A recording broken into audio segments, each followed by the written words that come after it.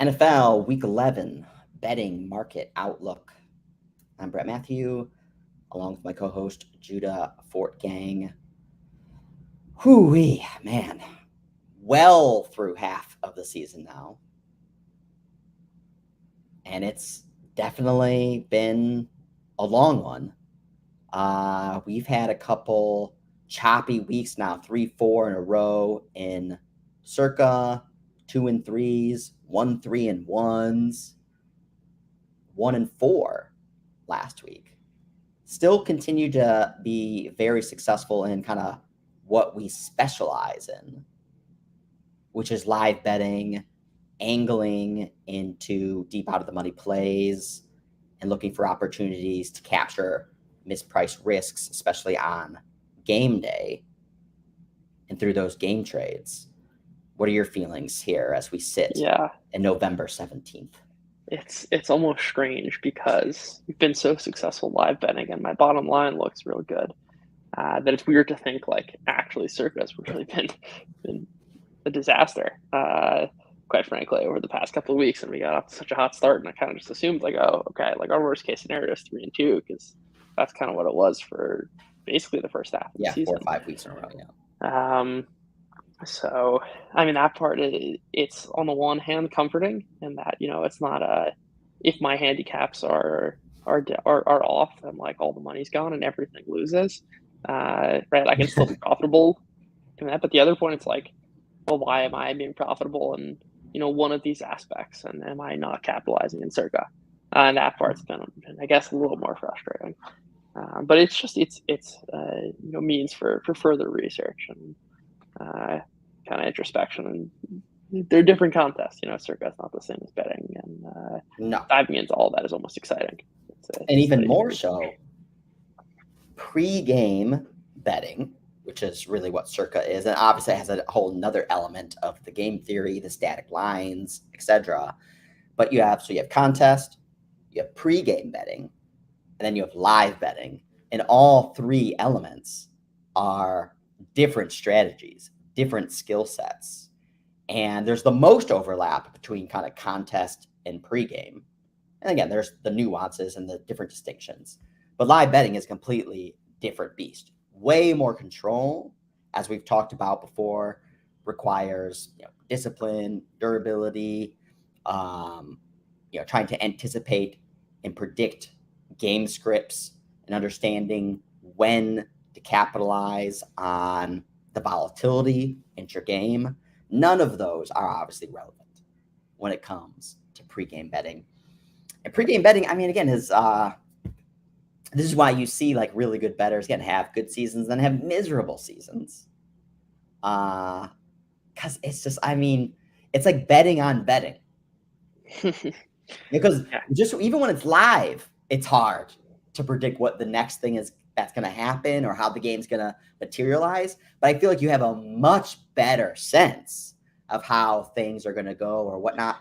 But like you have to bet just on what you think is potentially like a potential game script's going to be, or what the coaches are going to do, or who's even going to play. Yeah, it's true, especially for Circa. It's a funny thing to I guess boast at this point in the season. It's been 10 weeks, and I have bet a total of 0 totals and spreads at the current price, right? Which is like almost what Circa is, and I Yeah. guess I really am playing a different game than I think most bettors are. Yeah. All right. So let's go through our week 10 drive quality scoreboard. Then we'll recap a little bit of what's going on in the consensus market power rankings. And then we'll dive into NFL week 11 as the Packers and Titans get ready to kick off here in the next 20 minutes. Maybe even some live betting bonus. Yeah, As right. I'm watching, the Multitasking. Thursday night game. Yeah. Anything stick out to you here on our drive quality scoreboard? We posted this a couple days ago, called out, the Bears once again, Yep. kind of deviating from that final score. And in this one, decisively so. We have Bears 34 earned points with the Lions 25 earned points. Yeah. So not just not losing, but winning, in fact, decisively. Yeah. I mean, the one that really stands out is the Colts. which I'm not sure if it's more, a statement about the Colts. And certainly they're better with Matt Ryan, but I think it might just be talking about how bad the Vegas defense is at this point. I mean, they like cannot generate any pressure whatsoever, and our drive quality has them as giving up, 10 more points than what actually happened. That's certainly one that stands out. The Bears for sure. Um, Even the Dolphins, again, sheer volume, 43 points. It's a lot. Yeah. Like one of the concerns for me was like, okay, I thought this offense was kind of dependent on uh, this stuff we talked about all year, which I think is true still. That it's like matchups and receive, but they've shown they can win in more than one ways, and they were dominant on the run in the run game, which somebody called out live. But they can win, and this offense is legitimately great. Mm-hmm. Yeah, I think another interesting one is not necessarily the drive quality element, but Cowboys Packers. So we do have the Packers definitively winning 32-31, but just looking at those time weighted average margins, the time weighted average win probabilities again, time weighted average margin for the Cowboys +3, time weighted average win probability 62%, and end up losing. Yeah. Vikings. I don't think there's really anything else to really say about this game that hasn't already been said, but the drive quality scoreboard, Bills 37, Vikings 30. And this is almost the exact type of game where, the drive quality is supposed to stand out and really tell you who was the better team in that game, who played better outside of that final score. I think everyone knows there was a bunch of weird stuff happening in that game. But, I think there's a lot of people reevaluating the Vikings now because they beat the best team in the NFL, when in fact, they shouldn't have. In fact, according to the drive quality, they shouldn't have even covered the deepest number that was even on the board, which is that -6.5. Mm-hmm. Time weighted average win probability for the Vikings, 19%. So that even goes back to, again, everyone's kind of still absorbing, those final 5 minutes or so of the game and then into OT. But I think most people are forgetting actually that the Vikings were just, they were down by double digits. Yep. Time weighted average margin is a full touchdown. Huge time weighted average margins this week as opposed to previous weeks. We've got 6s, 8, 7, 10, 7, 8. Huge margins. Yeah, that's true. And some of these games, weren't close from start to finish, and some of them, ended up in overtime, like the Vikings Bills one. Bucks Seahawks.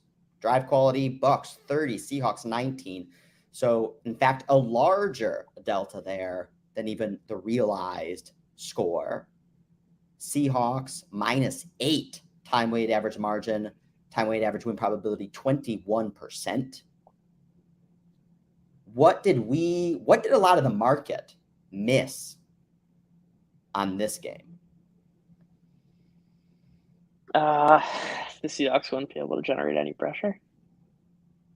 It's a team that had, I think they were leading the NFL in sacks for a decent, was like past 4 or 5 weeks, and they had nothing. And I guess maybe we should have been listening to Caleb more. Rachaad White seemed to reinvigorate the run game. He did call that one out. He did call that one out. It was not the run offense still wasn't good.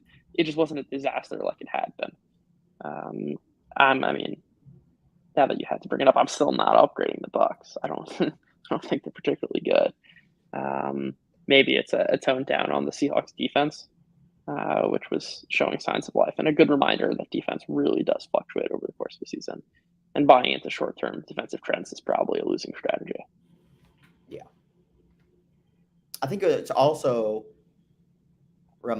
should remind us that, through the first 4, 5, 6 weeks of the season, we kind of kept referencing over and over. In fact, we were even, kind of like and as we said, keep referencing our preseason previews.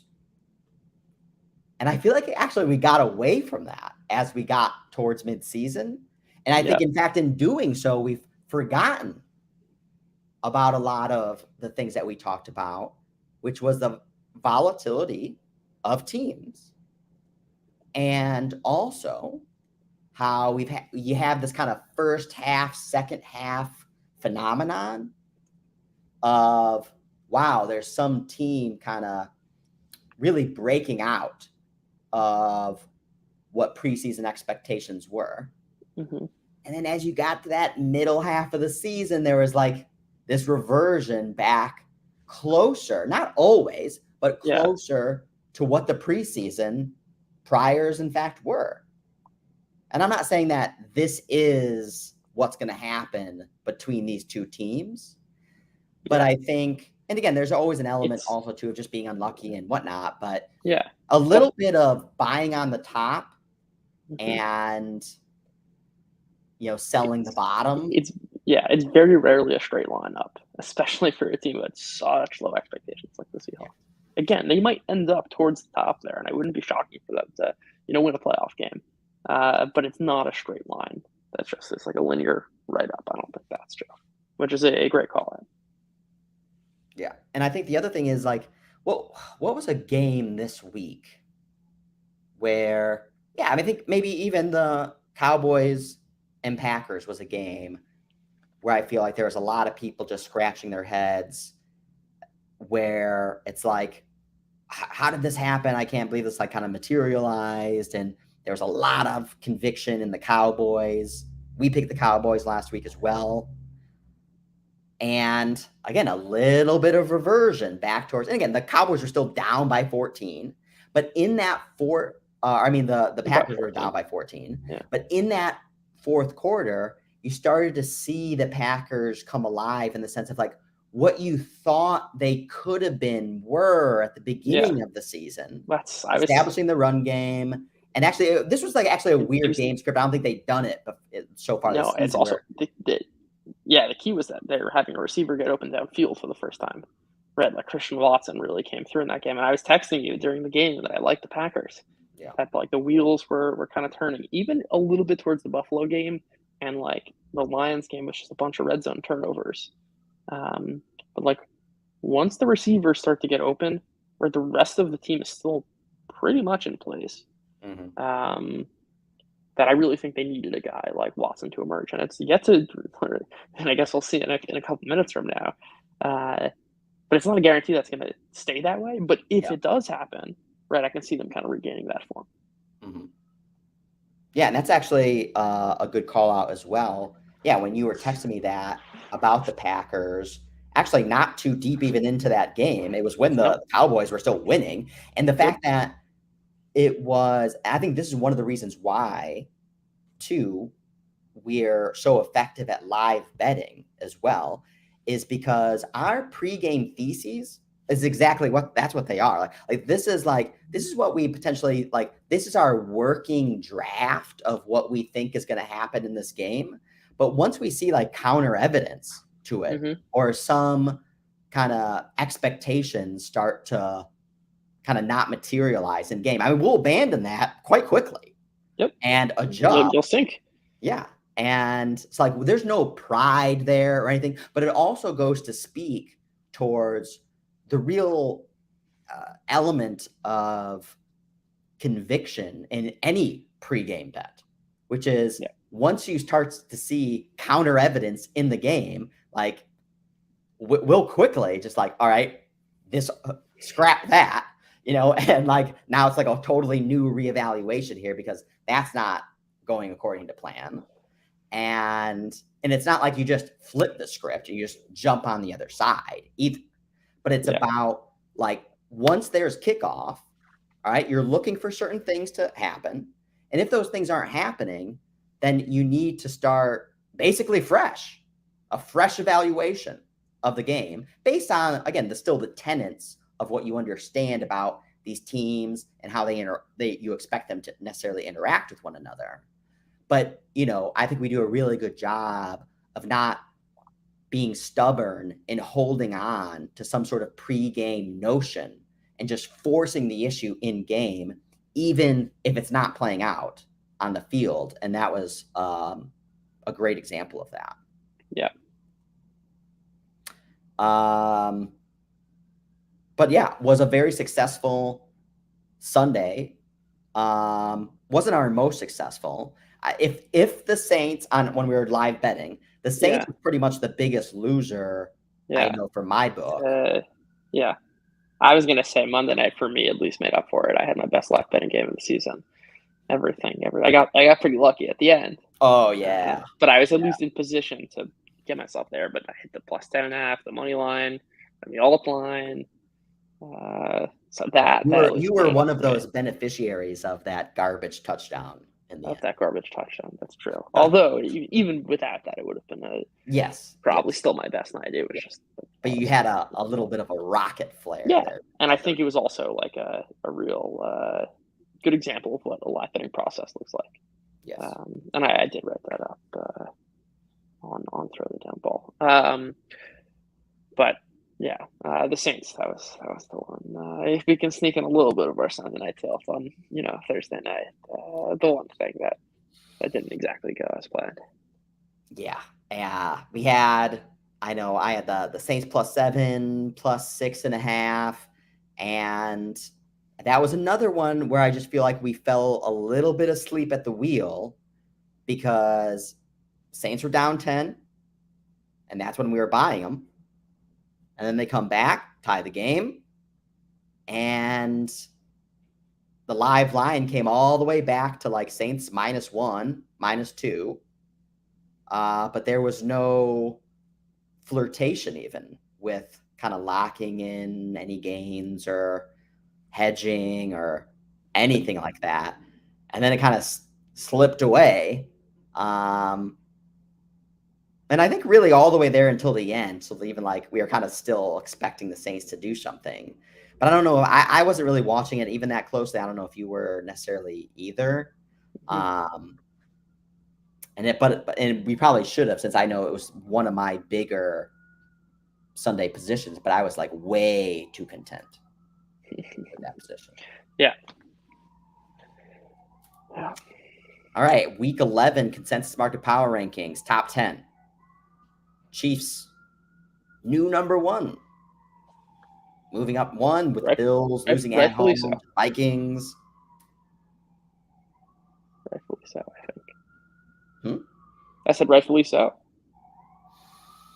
I think there are legit question marks about it. I know you always have a weird aversion to putting the Chiefs at number 1 despite their remarkable consistency. But Josh Allen has put together 3 troubling performances in a row. And again, the Bills should be number 2. It's just not like they're the dominant number 1. Like you have to at least take into account the past 2 performances. Yeah. And something that I think this was mentioned on the Take the Points podcast actually, but something I've been thinking about for a while is like Josh Allen has been making just poor reads in crucial times, which seems sticky, right? It's like, again, this is a classic example of like if you were doing a data science study, you'd find it's totally random and noisy, over a huge sample. But for one particular individual, the rule could still apply. But like in the biggest moments, he has trouble with decision making, and like forcing in throws. It was like, and I think Tage put it best when he's like, I remember watching the divisional game against the Texans, so it was 2018 or 2019, when he had some bonehead fumble or like lateral that ended up as a fumble. I'm like, that's almost indicative of the type of player that he is. And he's terrific, but like it comes with some bad red zone interceptions sometimes. Mm-hmm. Unnecessarily reckless. Yeah. I mean, we've gotten cracks now. One of the things that we've talked about over the first 8-9 weeks of the season is, there's some really bad teams, and then most of the league is consolidated somewhere between the 4th best team and 29th best team. But now we even have the cracks at the top. Not where you're just seeing teams lose, because of course no team's going to go through the season undefeated. But you're starting to see some, especially as with the Bills, who for 75% of the season have been like the unanimous number one ranked team. Yeah. And now they have a couple losses on the season. And then in the early losses, people were willing to look past it as well. Like the Dolphins game, like the Dolphins lost again, like, yeah, that happens. Like, I don't even think they were downgraded really by anyone. Yeah. And Dolphins loss really doesn't look bad now. No. Considering what the Dolphins turned out to be. But yeah, I mean, now and also the other element here is that Josh Allen is not 100% healthy. I mean, so obviously through most of last 100%. week, wasn't even sure that he's going to play. I was convinced he wasn't going to play. Yeah, I was convinced he wasn't going to play. Yeah. So I would say, in my book, the Bills would still be the best team. Like, they're the best team. Like, that's the team I would still bet on to win the Super Bowl. And Drive Quality still has the Bills ranked number one. Yeah. So from a market power rankings perspective, though, Chiefs are the new number one. Then we got the Bills at 2, followed by the Eagles. Ravens up to number 4, up 1 spot over the course of the week. And then we got Cowboys at 5, down 1 spot. And then to round out the top 10, we have Niners, Bucks, Bengals, Vikings, Dolphins. Vikings just upgraded 2 spots. So still just a borderline top 10 team. And still a lot of disagreement. Standard deviation, 5 spots. So our Drive Quality has the Vikings ranked 8th. Ooh, 5 market high at 3, and then Football Outsiders at 17th. Yeah. That's pretty shocking. Like a respected brand for a team tied with the number 1 seed. But again, I think I made this point a couple weeks ago, and I'll reiterate it now, which is like, we know who the Vikings are. It's like a stable. There's actually nothing that we've seen thus far that would say. And there's nothing to say otherwise, and that might just be good enough in this environment. I think they're perfectly placed. I really can't argue with the top 10 with the exception of the Bucks. I'm still selling, but there are a few good teams. I think kind of the thesis from week 7, week 8 is just continuing to become clearer. Yep, for the Bucks, again, ranked 7th from a market power rankings perspective. Standard deviation pretty low, 1.1 spots. It's pretty much 9th or 10th, 8th or 7th across the board. We, Drive Quality, still at a decisive market low at 18th. Yeah.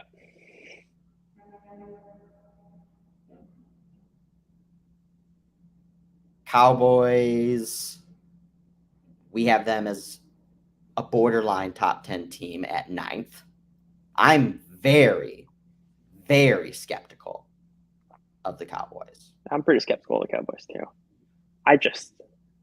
It's hard to replace them, right? But it's like I'm skeptical about the Cowboys, but I'm also skeptical about all the other teams. Well, because I don't like the coaching staff.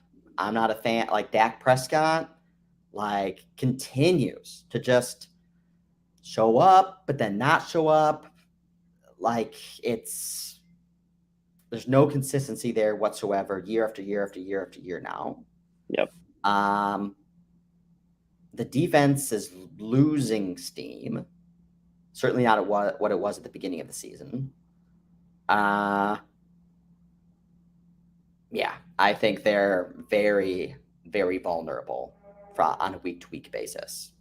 And then at the bottom, Texans consensus, 32nd ranked team, standard deviation 0. Drive Quality market high at 31. Never a good sign for a team to be 32nd.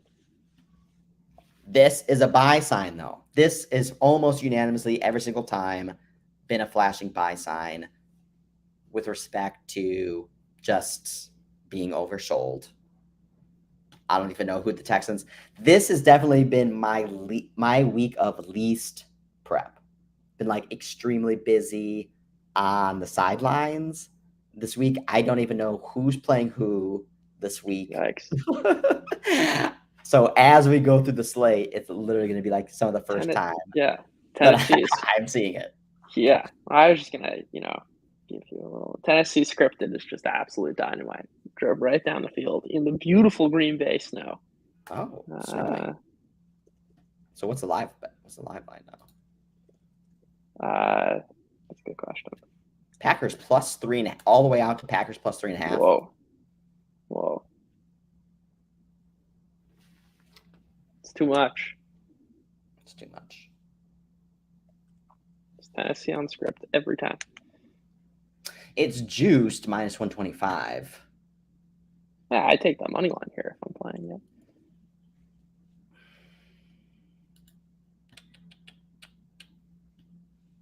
And this line's going to flip-flop right back if they score a touchdown. And we know that the Cowboys are. I mean, the Packers are pretty good at scripted plays as well. Yeah. Let's see what I can get. Wow, really are getting the bonus live betting. Actually, Packers minus 2.5 plus 150. Darnell's got first half over 2.5. Oh, look at Darnell showing up on a Thursday night. Boom. What you love to see.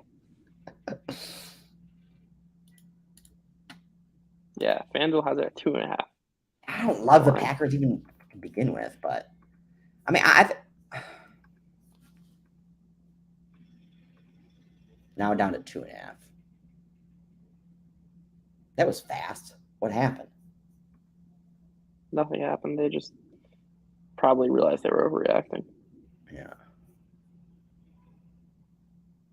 I mean, Packers all the way down to minus 105 now. Yeah.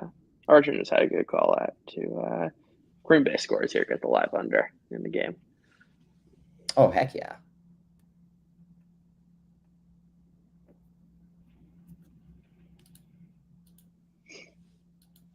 $46.5 even seems pretty high. Wow. Yeah, see, that's why you stick with your guns early when you see a mispricing. I was too busy on the screen. It's okay. I have enough Packers exposure. But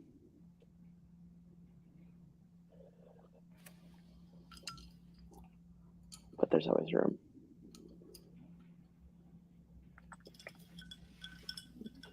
I guess this is our, just our Thursday night game preview.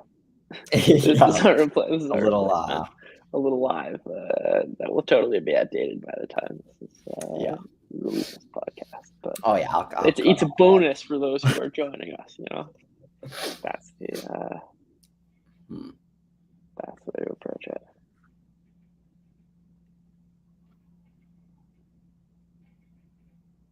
God damn.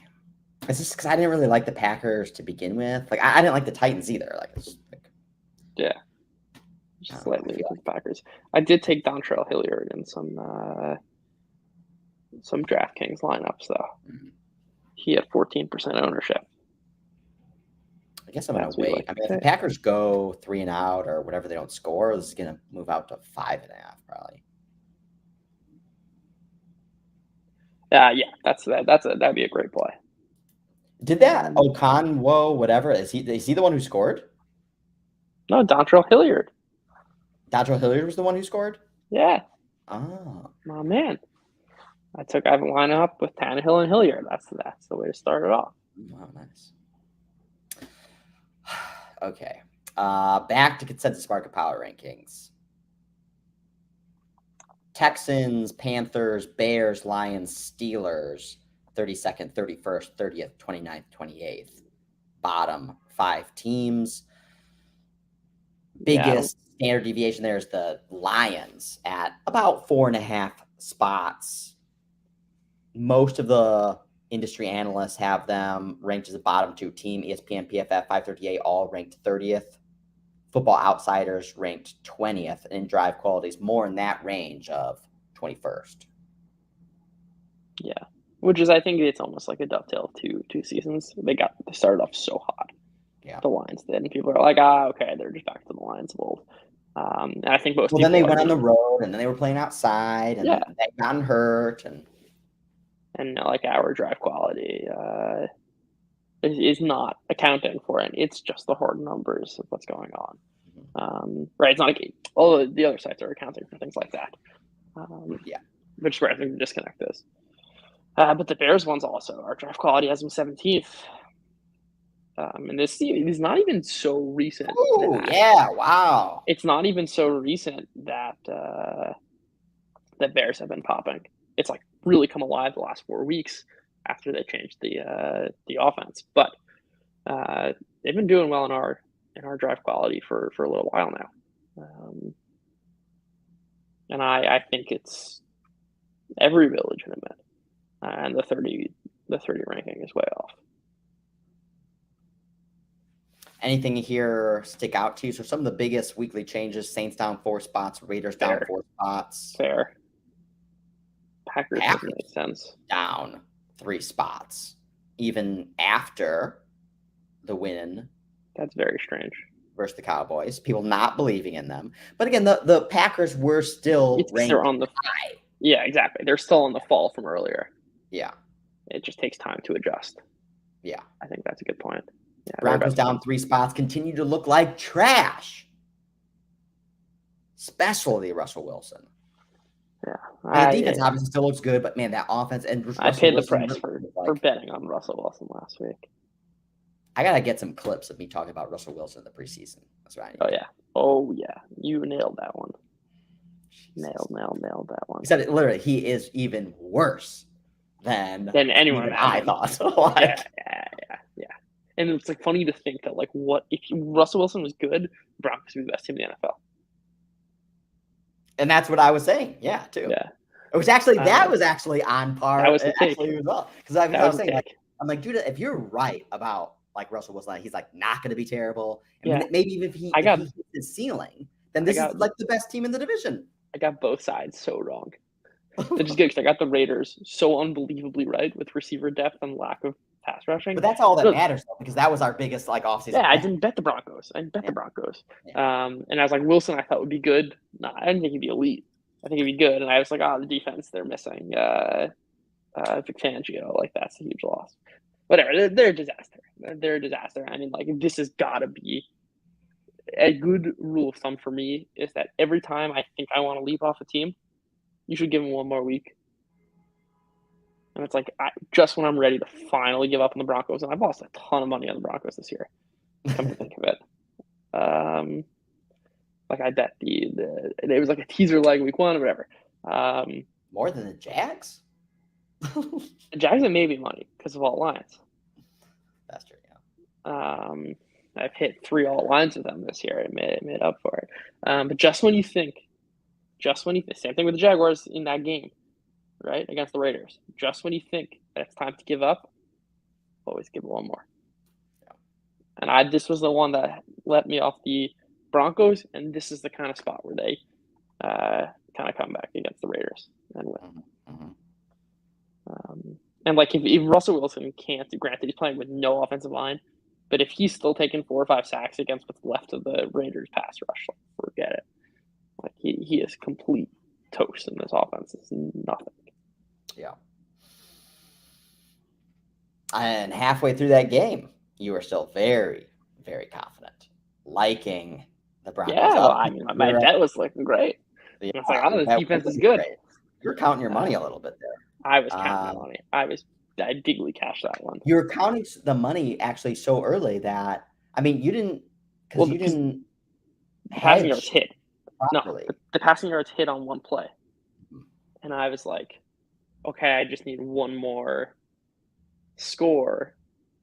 Meaning they went up 10-0, and I just needed the Titans not to score on that drive to get my hedge, and it didn't work.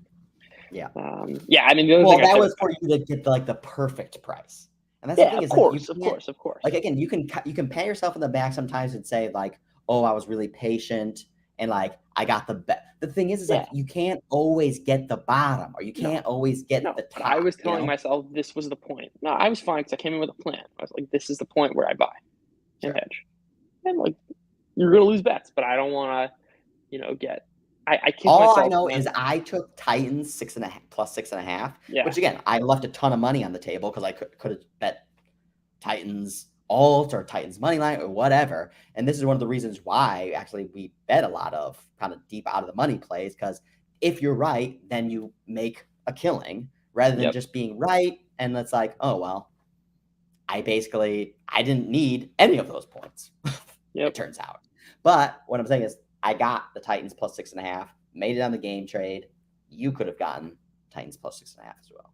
Yeah, that's true. Anything else? So Yeah, I mean the Rams. I'll just note the Rams are still way too high. Even with, I mean, Cup being down obviously hurts, but this is the bottom unit. Although it's getting closer. Rams ranked 18th. Judah thinks is still too high. Drive quality has Rams 23rd. I'm getting word that the broadcast just said something about the scripted plays. Which I think I get another shout out for that because this is a PFF broadcast. Oh man, especially with the Titans, like that always deserves a shout out. Yep. They should have an anticipatory shout out. PFF at a market high on the Rams at 11th. Can you explain that? We're week 11. You can't still be like hugging preseason priors. No, I think it's going to be hugging Priors and hugging Matthew Stafford. Just like too much on the quarterback, but yeah, there's no being stubborn at this point. there's no good reason. In fact, it's skewing the total standard deviation of 6.1 because there's actually quite a big agreement. That's true. I wonder if it was updated. Let's see if it was updated. They have him 16 now. Okay, that's more fair. What else we got? Washington with the biggest upgrade, up 7 spots. Jags up 4 spots. Jets up 4 spots, and then a flurry of teams up 2 and 1 spot. Yeah. Washington, no. Like this was so in the cards. We knew they could do it. We didn't learn anything new about the team. They executed a perfect game plan. Forced a bunch of fumbles. Were the beneficiaries of a bunch of fumbles. Like, yeah. I'm not. There's no reason to upgrade them. Maybe certainly not 7 spots. No, 1 or 2, fine. I'm not. Yeah, but again, the market was off because again, even drive quality was higher than. And actually, this is one thing I want to do an analysis of: is how much is the drive quality power ranking a leading indicator to market? So you basically take the drive quality ranking of any team and then put it like on a lag and see if it like kind of how closely does it overlap. Right. Could be like really, so put it on like a 2-week lag,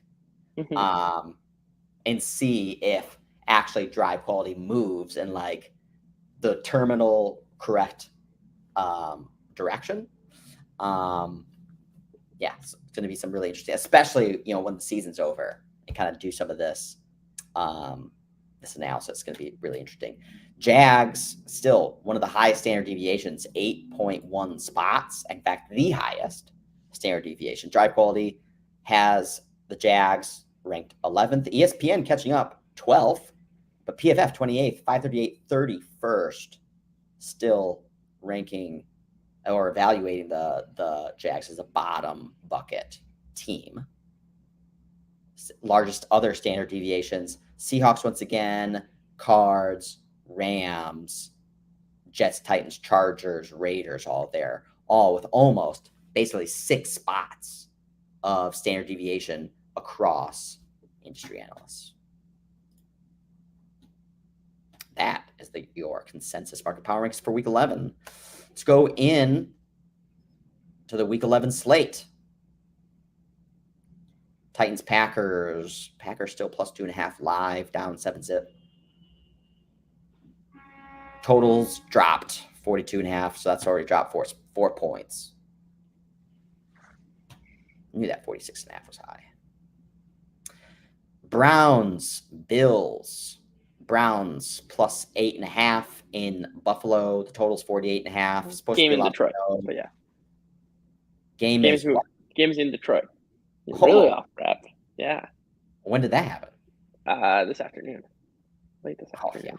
Definitely any news that happened The today. total, yeah, because I bet the alt under 41.5 plus 180. Thinking I saw the snow in the forecast. I'm like, Oh, right, yeah. This line's only going one direction. So wait, did it snap back? Literally, yeah, it went back to 48.5. So, Literally, but it did go all the way down to 40. it went down to 40. Then it came back to 42.5. Well, no, I think the lowest is 41. Then it was 42.5 today. And I went to actually go cash out my bet because I'm like, yeah, I don't think this game's going to get played in Buffalo. And as I'm going to check, I see like a tweet from Adam Schefter. My bet was void, so I got my money back. But I saw that the line had moved as I was going to check. Oh, right, because they changed location. Because they changed the location. That's one of the few things that will allow you to get out of that. They'll move the. And so what? It's just because of the snow? There's 60 inches apparently, and up to 60 inches. 48 over the weekend. It's just like they can't have anyone drive to the game. Wow. It's like you got your Chicago. Do you know if we're getting any of that here in the city? No, it's lake effect snow. Huh? It's lake effect snow in Buffalo. Gotcha. So do you know if are we supposed to get any snow in the city? No, I don't think so. Cold out there, but yeah, it's definitely like the first kind of feelings of winter have definitely been bestowed on us the last 3-4 days. Gotta bring the coat out. Haven't done that yet. So how are you thinking about this one? Bill, 8.5 full, well over a touchdown. I'm with you. I don't have a great read on the Browns. Yep, all season. Because that's why even last week, I liked the Browns plus 3.5, but with the acknowledgement, I'm like, I do not have a feel on the Browns. I'm just wrong on the Browns every single time. No rhythm. And I also look. It's the same thing as the Eagles Texans, where it's like I would have made the spread. The spread was 14. I was like, I would have made the spread 12.5. I think 8.5 is too high. Am I betting this game? No. Mm-hmm. But I'm what about live? What are you looking for live? What Browns team is going to show up? What happens after the scripted plays? And it's like, they've shown that they can hang with anyone when things are working, and if not, it's not going to be. The other thing is I wonder if the Bills go with a heavy run game. That might be an underplay. Browns have the absolute worst run defense. If they want to kind of milk this game and not put Allen in a lot of passing situations, I can see that unfolding. But it's certainly not anything I want to bet before the game. Yeah, well, I thought we were going to see that versus the Vikings.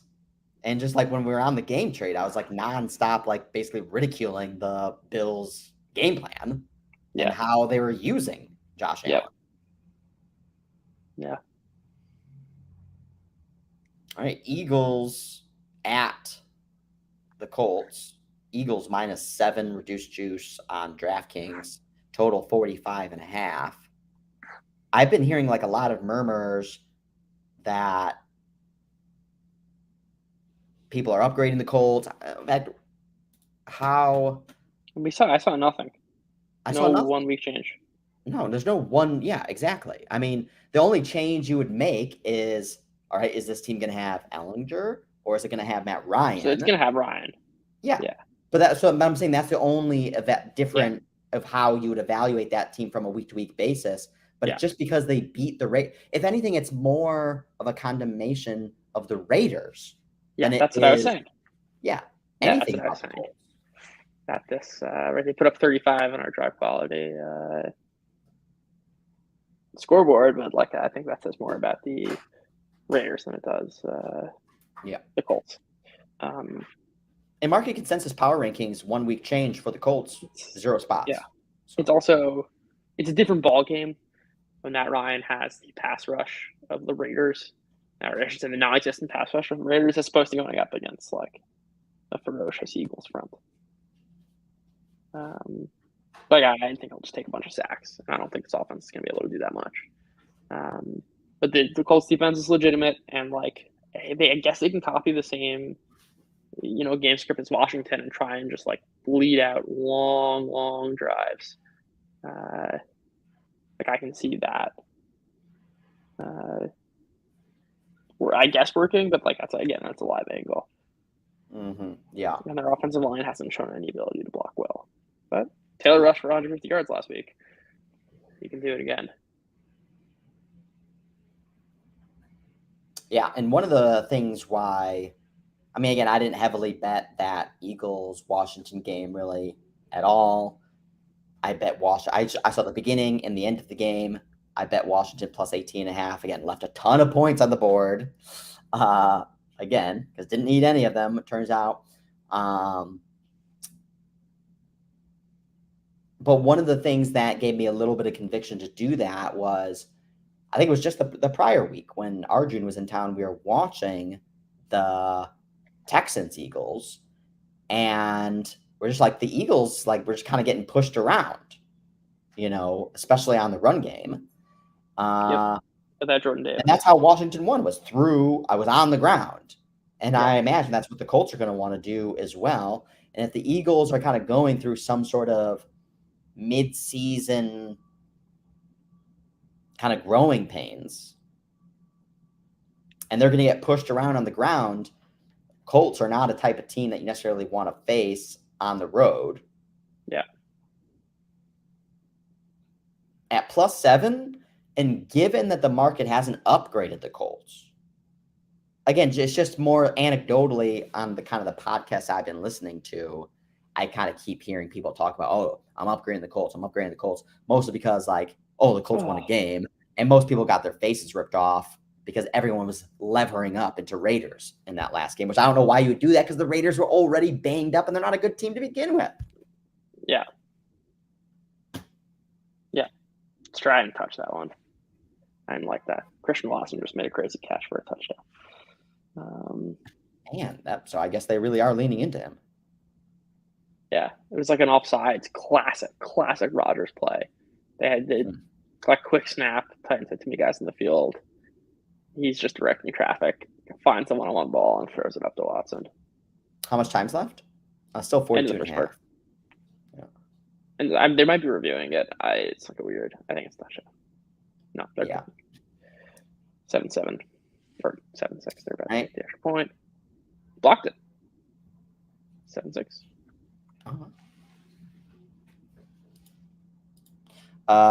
Jets at New England. Jets plus 3.5 total, over under 38. You know what I like here? A little dicey special here. Well, let's get Jets money line and plus the under. Jets money line and the under. I might want to move the under a couple points upwards. I have to check the price. When I checked it before, I was like under 42.5, and the Jets money line at like plus 350 or something like that. We've got two quarterbacks extremely prone to pressure. Right? Everyone knows about Wilson, but Mac Jones is right there with Zach Wilson. I think his EPA is like negative 0.7 under pressure. Wilson's is negative 0.87. That's an insane rate of being bad. It's like essentially taking a sack every time you're under pressure. And the Jets and Patriots are both top 10 in pressure rate. Right? These are the kind of things that kill drives. Both teams want to keep the ball on the ground. That's going to keep the clock moving. And at the end of the day, I trust the Jets defense more, and I trust the Jets offensive prowess. Whether I don't think it's Zach Wilson, but I think it's the running backs. It's Garrett Wilson. It's the coordinators. I think they're the better team than the Patriots in a game that's going to be ugly, slow, and low scoring.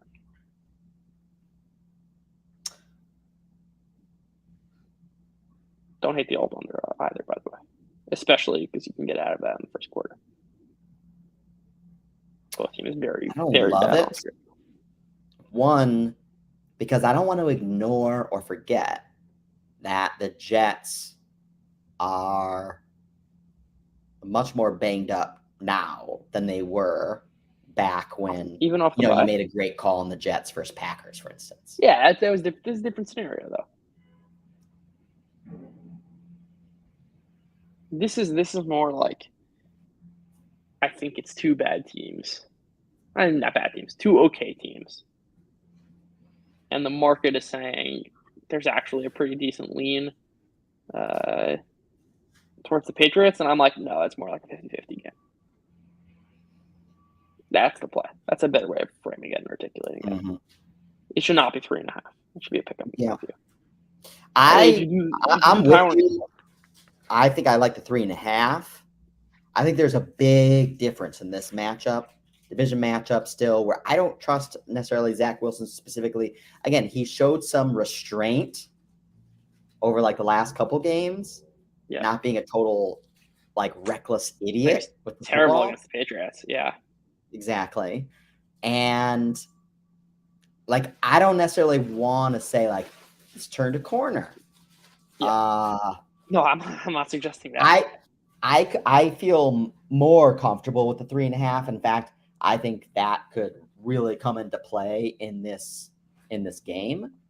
So much so that, again, this is from a pregame perspective. I think this will actually be a great game to live bet. And if Wilson is showing restraint, even if the Jets go down 10-0, I would be willing to bet the Jets live if he's showing restraint. Right. And he doesn't look like a crazy mofo. Yeah. I hear it. I don't know if I want to bet the Jets right off the bat on the money line. That's also saying too. I only bet. Yeah. Yeah. I just, it's a value play. That's a pure, these numbers I think should be different. And like, I'll make, 15, 20 of these over the course of the season. And I want to go, 58%. Sure. Lions +3 in New Jersey versus the Giants, over under 45. I like Giants.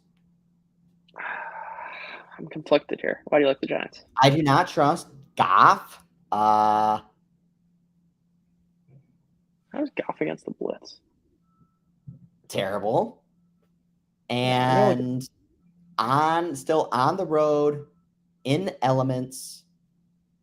I would imagine like it's not going to be great weather. Even if there's a blizzard up in Buffalo, and we're not going to get necessarily a snowflake. I can't imagine it's going to be great. It's going to be cold at minimum. This is Goff's not good against the blitz. And Darnell says Goff has little hands. Goff does have little hands. That's true. It's very true. I like that. Cold, little hands in Week 11 in New Jersey. That's not something I want to bet on. Yeah. I mean, backing the Giants has usually been it's a different team. I was going to say it's been a losing proposition, but I don't hate it. I don't hate it at all. And like they've proven time and time again they can beat inferior opponents. Right, I think that's the kick. And remember, on our drive quality, I mean, the Bears blew them out. The Lions. Well, yeah, the Bears blew out the Lions. Yeah. Well, I think, but like this is the Lions like went outdoors. Right. I forgot they won last week. Yeah. I like the Giants here. I think you're right. It's too much respect for the Lions, especially in a road game against a team that likes the blitz and Goff's not good. I'm with you. I can get on board. Panthers +13 on the road in Baltimore, over under 41.5. This is something we see like over and over again, like these huge Panthers lines, like super low totals. Yeah. Also, it's going to be a Baker game, I believe. Yeah. PJ Walker's got a high ankle sprain. I mean, again, this is the same take as what I articulated before. Would I make this line 13? Absolutely not. Am I betting either side? No. Yeah, because the Ravens just the volatility in them is like too Yeah, and high. also They're going to lose straight up, or they're going to win by 30. yeah, they can win by 30, and they can. Yeah, and also win, like it could be a 19-9 game. You know. That's why I wonder, like, you risk a half unit, you put a quarter unit on Panthers money line, and you put another one on like Ravens minus 23.5. Yeah. Alt line. Yeah, it's a big Polish middle, but yeah. Yeah. You lose half a unit. It could be very profitable. Yeah, I don't know if yeah. It's fine. It's one of those things. Like I just don't think the Ravens are this good. I mean, again, we got the Ravens ranked in the top 4 in the consensus market power rankings right now. That's What is drive quality at it? I'm gonna guess like 5th. Yeah. Mm-hmm. The defense. By the way, the other thing that should be mentioned is like the defense is finally getting healthy. Like the cornerbacks are finally getting healthy. Marlon Humphrey, Jason Peters, Marcus Peters. That should be noted. They're good. The Ravens are legitimately good. And I think Mark Andrews might be back here. Losing Bateman's tough. Still no receivers. Still no Bateman. No Bateman. I mean, Duvernay's been fine in his stead. And, look, the Ravens have built this offense for 3, 4, 5 years now without any real receivers.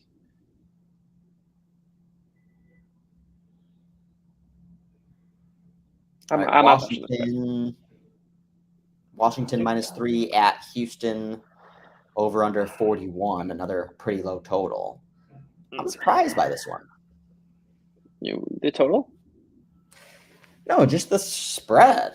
I mean, we were talking about Washington being the consensus worst team. That's a buy signal.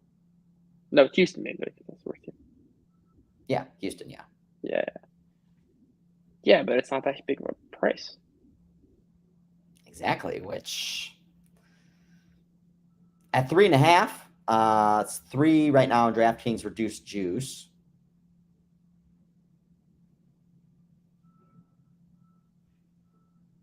I don't hate Houston here. I don't hate Houston. I don't like Houston. It's just the reason you don't get me excited betting. Look, they might not be 32nd, but they might not be the worst team in the league, or they are, and they shouldn't be consensus worst, whatever. But 3-point spread's not going to be excited, you know. That's true. But Washington still is the better team.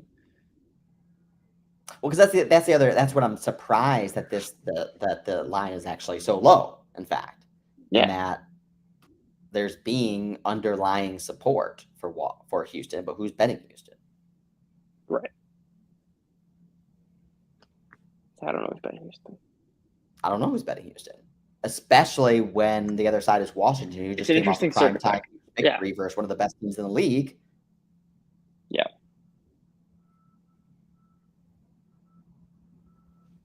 I would definitely lean Houston, but it'd be one of those very ugly, hold your nose type ones that you feel and look really stupid if you bet it and lose. Exactly. Bears +3 at Atlanta, over under 49.5. Brett, you might have to close your ears for this one. I can't even offer any actionable views on this game because it involves the Bears. Okay. And something I've been talking about all season, which continues to be proven correct, is, I mean, I cannot offer views that will make anyone any money on the Bears. Yeah. Okay. I love the Bears this week. There are a few things. So you don't think you're buying the top? No. Because again, I'm sourcing the information. Okay. You can talk. They're third best in our game. Everyone knows about the offense changing. Justin Fields didn't have the design rushes. Now he does. The running play action. Great. Everyone knows that. people say, it's priced in. It's not. They've been the second best offense by our draft quality since they made that change after the mini buy. And again, it's important to emphasize the mini buy part because it's not just like a random, let's endpoint Sure. our sample. It's like, no, this is a team that specifically made a schematic change and like made a concerted effort. And it's it is a fundamental difference in the team. It's not really just like, here's an endpoint. That's the first thing to note. Right. The second is like, and they're like, they're second best in that span. And the market is still pricing them as 21st best, at least according to the InPredict spreads, which is like the best we can do at isolating the offense. And they're just taking the totals from there.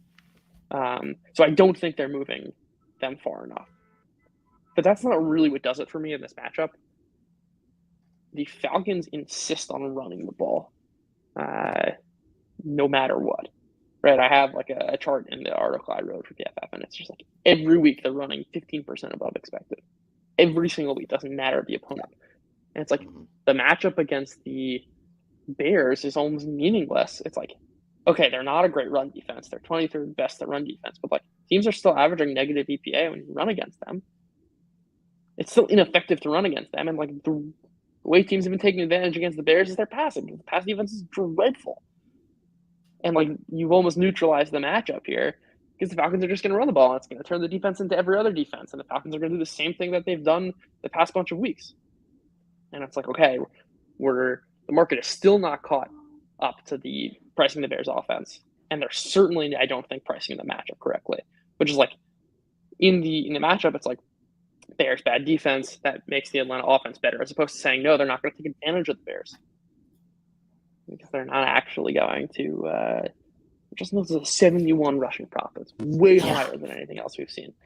I mean this is a circle play, I think, and also I wrote up -2.5 and the Bears to score 21 points plus 195. I don't hate moving that line out even further.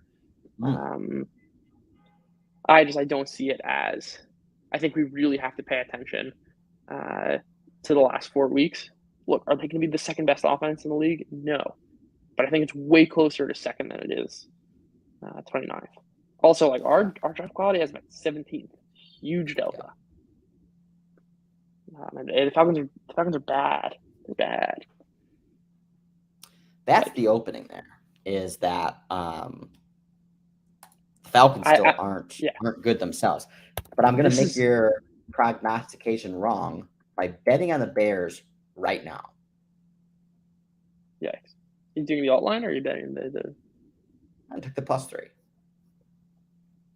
Okay. The other thing, but now I've bet the Bears. So I'm dead. Yeah, exactly.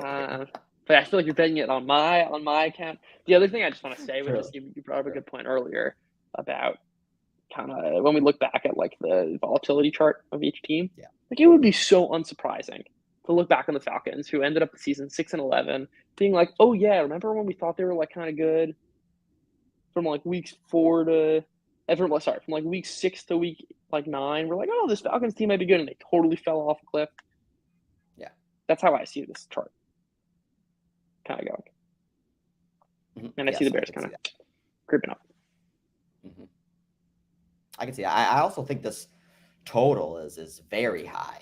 49.5, especially for a Falcons team that does want to run the ball. I can see this kind of playing out similar to like Seahawks Falcons from earlier in the season. And that was below 49.5. I would love this also, especially live. Bears definitely one of the better scripted teams as well. Yep. Although they're moving in the chart to the top right quadrant. Yeah. Well, it seems like they're moving like that in that direction in all metrics. Yeah. Sure.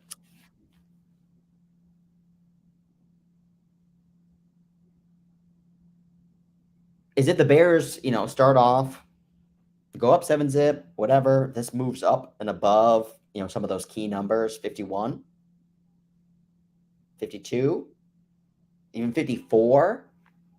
Then live, I think I like that under. Again, it's been dangerous playing Bears unders the last 4 or 5 weeks. Yeah. Pretty much ever since we met up and like on that Thursday night football game versus Yeah. Washington, that was pretty much the bottom Yep. for That the was Bears. before the mini bye. Yeah. That was the Thursday to Monday. And they should have won that game anyway. True. Rams +3, +100 at the Saints. Over under 39. Lowest total. Second lowest total on the board with the Jets and Patriots at 38, the lowest on the board. Stafford's back, right? Without Kupp. But no Kupp. And no. And the Saints have not looked good. Saints have looked bad. I'll say the same thing about the Saints that I just said about the Broncos earlier. I'm ready to give up on the Saints. And just when you're ready to give up on the Saints in a spot against a Rams defense, which can't generate pressure, like the spot's going to be good for the Saints, that's when you buy the Saints. At home. Saints missing 3 O-line players, Dan says. Yeah, I don't know if it matters against the Rams. The also, like Austin Pete's going to be a distant subtraction. Yeah. Oh boy. The Saints are like one of those teams early in the season. Again, one of the live bets that you were most viscerally calling me out on was with the Saints. That was back with Jameis Winston talking about how the Saints can't score. The Saints can't score. You hated the Saints to begin the season, and then there was kind of like was an arc. And now it's kind of shown itself again. Yeah. The thing is the Rams defense is not the Steelers defense on the road either. Yep. What are you overplaying? What happened? Oh no, it was just Ryan Tannehill almost got sacked. Still 42 and one of those strip sacks.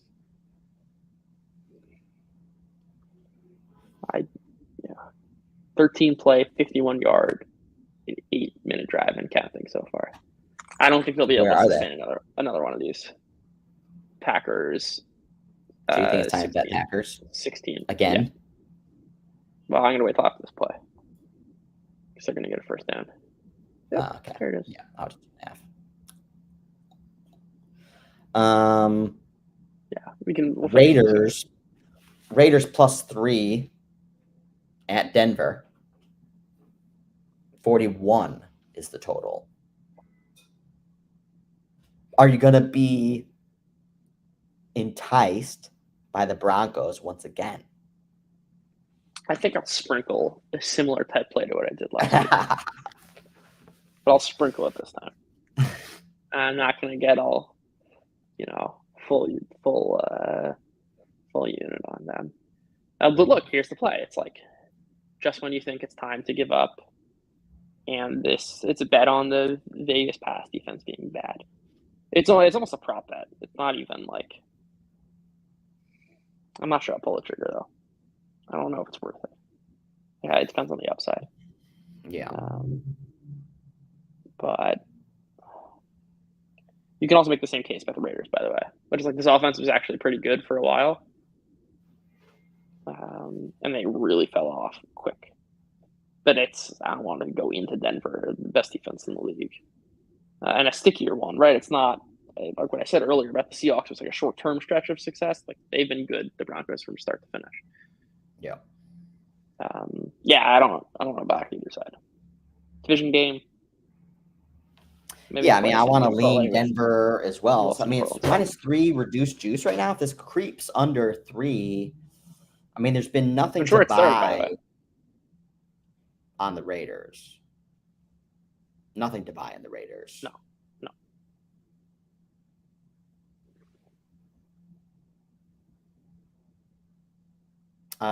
Cowboys -1.5 on the road at Minnesota. Over under 47.5. It's Minnesota. Oh wow! Wait. Oh no, that's my screen's just dirty. For a second, I thought it moved to Minnesota as the favorite. This is a good live play for me. Vikings good scripted. Cowboys not so good scripted. They lean on their run game too much early, the Cowboys, and Dak the CeeDee Lamb is a combo. And I'm like, the Vikings just have a way to like make these one possession games no matter what. They're winning by 3 scores, one possession game. Losing by 3 scores, one possession game.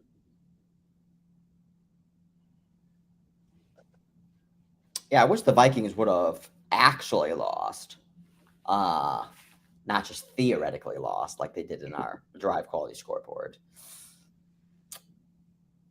Because I feel like there's a lot of buy on the Vikings and sell of the Cowboys here, whereas mine, I'll admit, is more of a one-sided element, which is sometimes is just wanting fine to sell Dallas. Yeah. Like sometimes one-sided handicaps are fine. But yeah, I don't.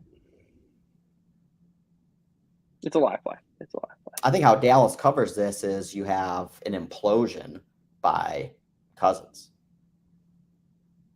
Or just like, we have good Dak. Nah, I don't think that. I mean, obviously that can happen, but the way that can definitely happen. The way I see it is this is a 3-pick fumble 6 type Cousins game. The Cowboys pressure that hasn't been as dominant lately reasserts itself, and then and if you get a good Dak game on top of it, this is where Cowboys run away with it. Oh, they're resurgent, and the Vikings are as bad as potentially people thought that they would be. This is an important note that I came across. Anecdote, not note.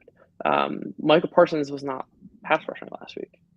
Mm-hmm. He had an injury on the linebacker, and he was playing linebacker. That's a huge, huge loss to the Cowboys defense. Injury based? Yeah. Yeah. Or like he was replacing someone and playing the linebacker as opposed to pass rush. That's noteworthy. Yeah. Well, yeah, we'll see what happens early in the game, and that's a 425, so can pay closer attention to it. Yeah, exactly. Yeah, that will be a good one to live bet for sure. Bengals -4 at Pittsburgh, over under 41. Bengals, we know, been sacked the most in the league. We know Burrow and that offensive line, super vulnerable to any team that even has a modicum of a pass rush, much less an actually good pass rush, much less with actually one of the most potent kind of defensive linemen in the league. Yeah. Packers did stop them on 4th and 1 on the goal and the red zone, by the way. Yeah, but here's the thing about the Bengals. And the Bengals still know Jamar Chase. Obviously. It's true. And they've still shown that they can put up huge offensive performances without him. My bold take is that I actually don't think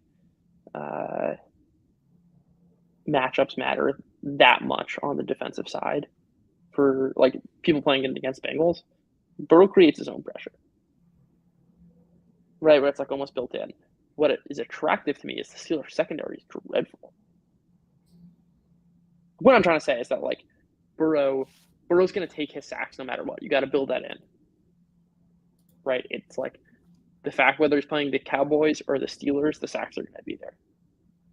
Where he's playing the Cowboys, the Steelers, or the Falcons, he's going to take. Yeah, but I think it's a matter of whether it's going to be 3 or 7. I think it's no, but that's my point. I think it kind of diminishes, and I don't think it's matchup dependent.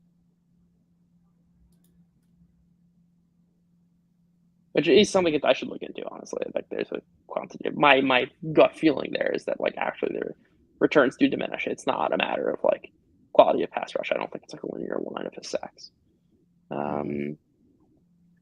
I see it as an attractive spot to attack their secondary. Which I don't know if it's still hurt. It was really hurt last week, but it's not good even when they're healthy. And I still do trust that the Bengals can, get the ball to their weapons and win. I might bite some alt line stuff, but I'm not betting the 4. If I see it, then like if they're clicking early, that's a live bet trigger for sure, and they can really run up the score. Mm-hmm. Yeah, definitely possible, but I mean, Steelers have given up 30 points only twice this year to the Eagles and the Bills. Other than that, 16 points to Miami. Obviously, only gave up 10 points last week. And they played already, like week 1. And that was... Yeah, that was the 5 interception game. Yeah. Yeah. Oh, I see that game trending towards like 3.5. Yeah. Yeah, I definitely don't feel comfortable betting the Bengals of who we know the Bengals to be this season. They're just not dependable. No. I'm not betting them live. I'm not betting season. I'm not betting for it again. Yeah. Mm-hmm. Chiefs -5 at the Chargers, over under 52. I don't like betting the Chargers with the margin, but unless you're going to tell me something differently, and again, like between now and Sunday, there's still a lot of time where I'll actually look a little bit more closely into some of these games. Yeah, well, this is Sunday night also. Yeah. If the Chargers are still beat up and not gaining any players meaningfully back from what they were, I mean, outside of those first 2 drives or whatever versus the Niners, they did absolutely nothing. Nothing. They looked just as bad as everyone thought they were potentially going to look. Maybe even worse. Worse. It was worse. But the Williams and Allen practiced today, so totally different offense, I think. So you're saying they could potentially be back? They both, I think. I mean, we need Dan, our resident injury specialist, but I think there's a good chance they both play. I mean, if they both play, then the 5. Which, by the way, also timeout. The line is signaling that it started at 7, and they both practiced. Really? And they both practiced. Yeah, thank you, Dan. And they both got in practice sessions, which definitely suggests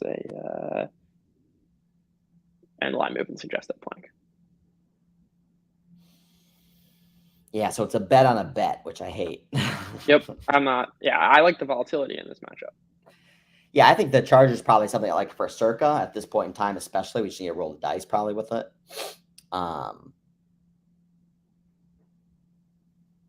Yeah.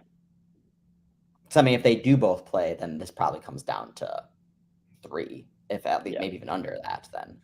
I mean, they're still going to be banged up, and, they're not going to be near 100%.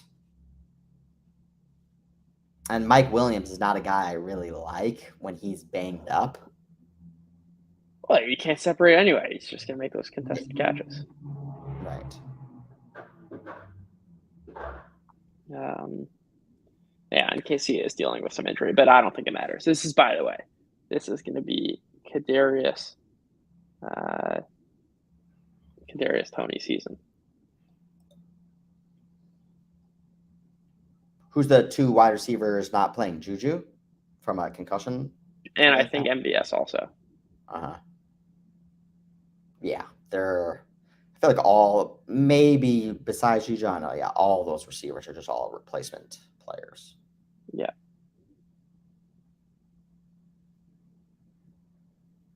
All right, last Monday night, Niners -8 at Arizona, over under 43.5.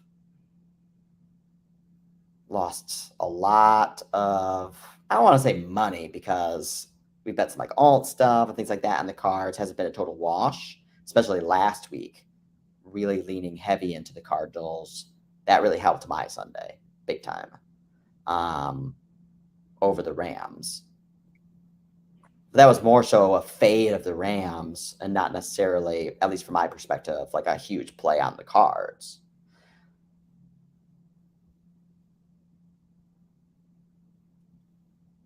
Yeah. There's also a ton of injury news here. Is Murray going to play, or is it going to be McCoy again? Unclear, and either of them are going to play, or both. They're both hurt. Cliff said he's going to go with one of them. Oh, and this game's Yeah, in it's Mexico City and too. Hopkins, Mexico City. Hopkins didn't practice today all of a sudden, but maybe Hollywood Brown's back. I just don't know what to make. Well, that's not a fair trade-off. I actually forgot they even had Hollywood Brown anymore. Yeah, it's like it's possible to have all of their weapons back. Finally, there's like this Shanahan premium. Little Market just loves Shanahan. It's like this obsession. You know, like he has all his toys back. Like something that's getting lost in the Sunday night game is like the Niners look bad. The offense looked bad. Everyone's like, "Oh, good for Staley." Like the credit was placed on Staley. I was just like, "What? No, it's like equally at fault that the Niners offense didn't show up." I want to say, I mean, it's just been a lot of pregame bets on cards that just have not materialized. But we're getting at a point now at a full 8. Like, that's a pretty deep sell-off. Yeah. Though I would say the most important injury line item would be Hopkins, because we already know what this offense looks like without him, even with Brown in the lineup, and it's not explosive.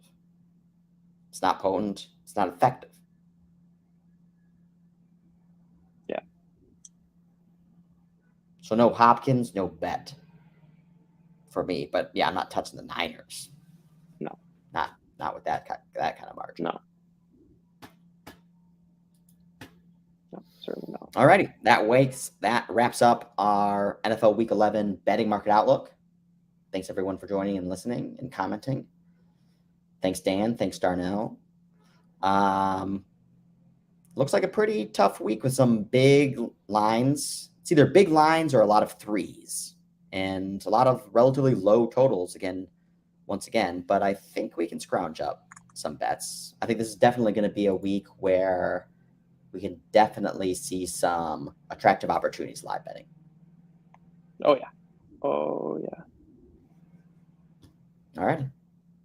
Thanks, everyone, for listening. Fast close the bell.